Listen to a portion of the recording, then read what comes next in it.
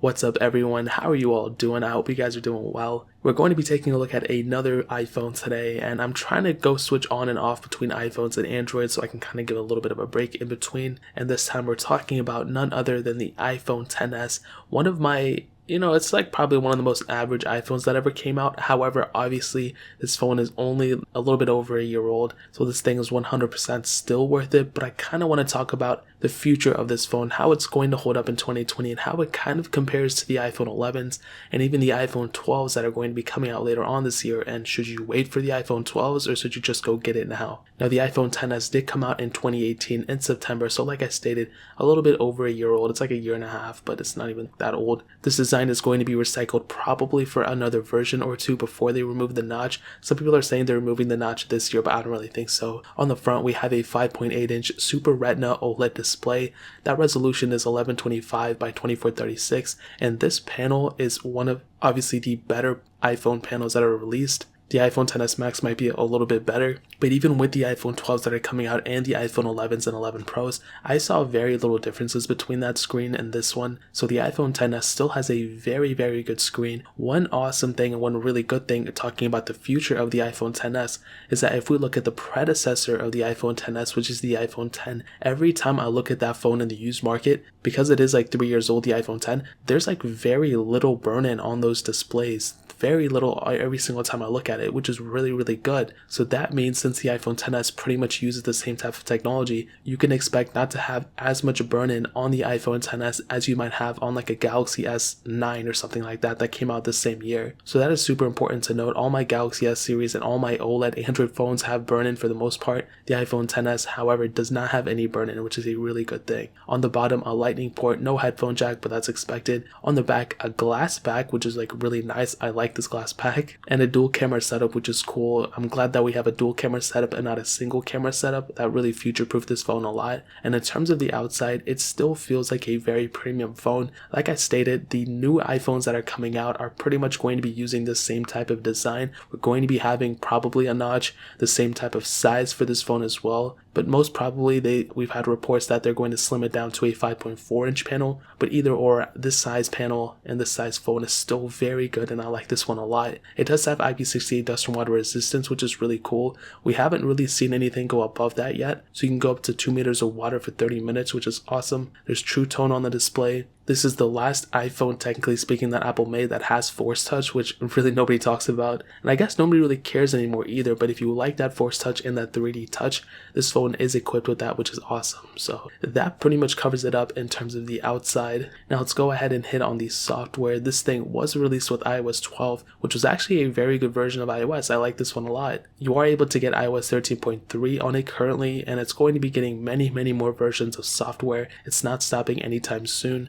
It's going to get 14, 15, 16, maybe even 17. I have no idea. Probably not 17, but it's going to be lasting for a very long time, and that's the last bit that you should worry about. The software versions of this thing are the last thing. However, what I will say, one of the biggest, movements we've seen since even this phone's release was that checkra jailbreak. It's an unpatchable jailbreak that many iPhones are compatible with on any iOS version. The sad thing is that the iPhone XS is currently not supported. And I don't really know of that many jailbreaks that are supported on the iPhone XS in general on all iOS versions, or on any iOS version for that matter. So it could be the case that, maybe we have to wait a little bit longer. I have seen some reports that a jailbreak has been had on an iPhone XR, I think, which is the same type of chipset as the iPhone XS has. So I'll keep you guys updated. If a jailbreak ever does release for that, I'll go ahead and post it on my channel. But so far, we haven't really seen any news for that yet. So the older iPhones have it, this iPhone doesn't, which might be a disadvantage for you. If you care about jailbreaking, that's cool. If you don't, then it doesn't really matter. It doesn't really matter at all. So in terms of software, you're going to be set for a very long time. Like I said, that's like the least of your worries. This phone's going to be lasting for a very, very long time. But in terms of the overall software, including the jailbreaking,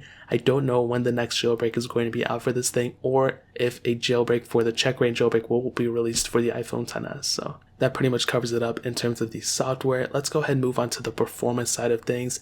This thing has the Apple A12 Bionic chip, a hexa-core CPU, and there were 3 different models of the iPhone XS, a 64, 256, and 512 gigabyte variant. All 3 of those variants have 4 gigabytes of RAM, and what I can tell you about the performance is that I think the performance is still very, very, very good. You know, the phones, like the iPhones, in my opinion, dude, they're so consistent, they're so smooth, the experience is so nice that even if a phone is faster, the iPhones kind of give the illusion that it's a little bit better because it's less choppy than a lot of Android devices. And when I look at a phone like the iPhone 11 or 11 Pro, I've compared the iPhone XS extensively to those phones, not only a full comparisons, camera comparisons, but also speed tests as well. And you would be able to see that the iPhone 11, the iPhone 11 Pros, they're just a little bit faster than the iPhone XS, like just a little bit. There's really not that big of a difference at all. The 11 is, I think, faster than the 11 Pro, and I compared those two, and like I said, very, very little difference. Like, yes, the iPhone 11 is a little bit faster,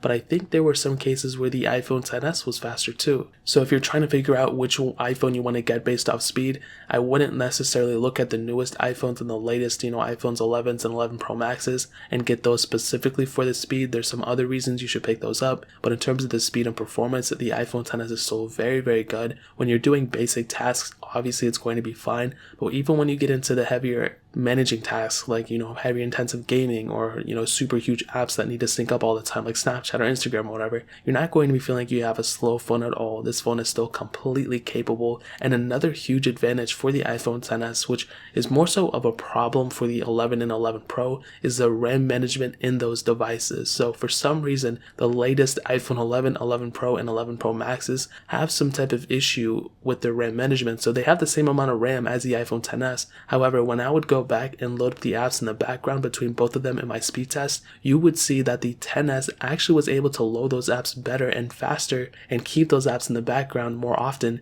than the iPhone 11, which is pretty crazy to say. Eventually down the line, we did see some times where the iPhone XS started glitching up and the iPhone 11 or 11 Pro would beat it up, and the iPhone 11 and 11 Pro would beat it in terms of the app opening speeds. But it's still a very weird thing that an older phone like the XS can have better RAM management than the newer iPhones, which it doesn't make any sense to me, but it is what it is. So in terms of performance, I would definitely tell you the iPhone XS's performance is still very good. If like the iPhone 11 was a 10 out of 10, the iPhone XS is like a 9.5 out of 10 or 9 out of 10. It's very, very close in terms of performance. So now that we have the performance out of the way, let's go and hit on the cameras. This thing has 2 12 megapixel cameras on the back, a wide angle lens, and a telephoto lens. We also have a 7 megapixel front facing camera. And talking about that back camera, I mean, we can shoot 4K at up to 60 frames per second, 1080p at up to 240, and ultimately the camera is very, very good. I don't feel like this is a bad camera at all. I did a camera comparison between the iPhone 11 and the XS. Between those, again, I saw that the XS was probably, I think it was on par with the 11.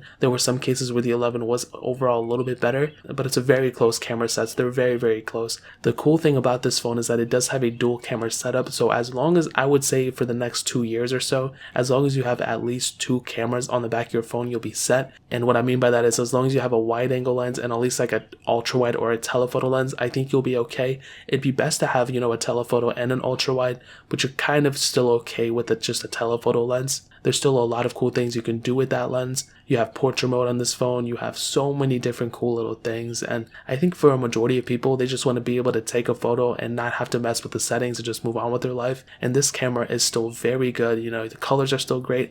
I'm not a photographer or anything, but when I was using my iPhone XS, so when I did all those camera comparisons, I saw the XS is still a very capable device without a doubt. So in terms of camera quality, you're still set. Now moving on to the battery life, this is probably one of the most average things about this phone. It has a 2658 mAh battery, and the disadvantage of this phone obviously is non-removable. It's not really too easy to replace this battery on this phone. You do have wireless charging though, which is really cool, but one of the biggest problems is that it isn't like it's not like a 3000 mAh battery. It's not a 4000 mAh battery like we almost have on the 11 Pro Max. It's just a very average battery life, and you could probably easily get a day out of it without a doubt. But the battery, it hasn't even really degraded that much. It's probably like 95% on my specific device, and it's probably going to be the same on yours. It's not a bad battery life, but it could definitely have been better, and I wish Apple put at least a 3000 mAh battery on here. You have a pretty high resolution display, a decently sized display, a pretty powerful phone, and you have a battery size that's pretty average. So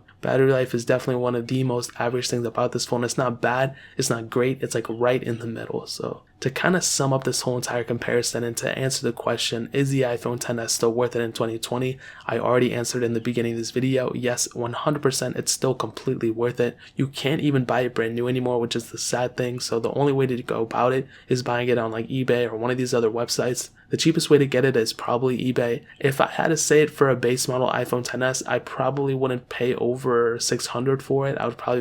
I could probably get one for like $499 if I really tried, if I negotiated with the person, but for a majority of you, $550 to $600 is a pretty good price for a used iPhone XS. However, I will try to find the cheapest iPhone XS that I find on Amazon and link it down in the description below so you guys can get it from there and help support the channel at the same time. But that is pretty much it. If you guys have any other questions or anything, leave it down in the comment section as well. Hit that like button, that would mean so much, but definitely hit that subscribe button. Every single subscriber that we get really does count, so it would mean so much if you guys could hit that. Also check out the other links down in the description as well. My Twitter, my Instagram, my second channel, all those links are linked down below. I'd really appreciate if you guys could check it out. But more importantly than everything else, I love every single one of you guys. Hopefully I'll catch you guys in the next video. Peace out.